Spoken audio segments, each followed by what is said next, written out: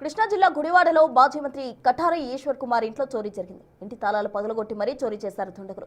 2 రోజుల క్రితమే హైదరాబాద్ వెళ్లి ఇవాళ ఇంటికి తిరిగి వచ్చారు కఠారి భార్య మధురిమ.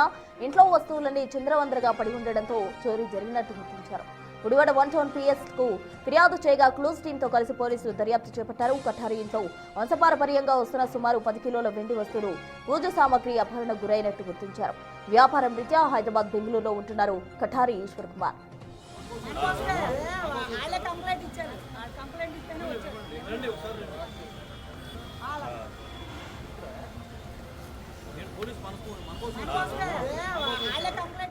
మాజీ మంత్రి కఠారి ఈశ్వర్ కుమార్ ఇంట్లో చోరీకి సంబంధించి పూర్తి డీటెయిల్స్ మా ప్రతినిధి శివ అందిస్తారు. శివ, చెప్పండి, మొత్తంగా ఇంటి తాళాలు పగలగొట్టి మరీ చోరీ చేశారు దుండగులు. వారికి సంబంధించిన అప్డేట్ ఎంతవరకు వచ్చింది?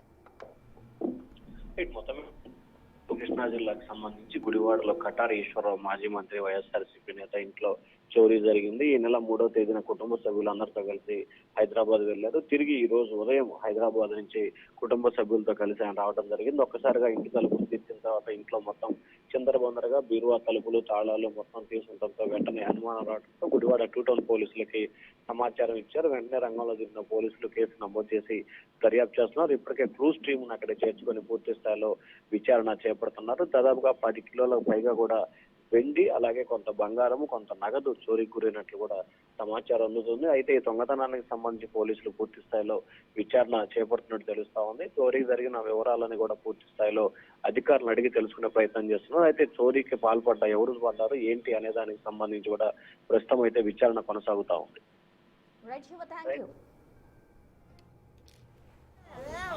కంప్లైంట్ ఇచ్చారు.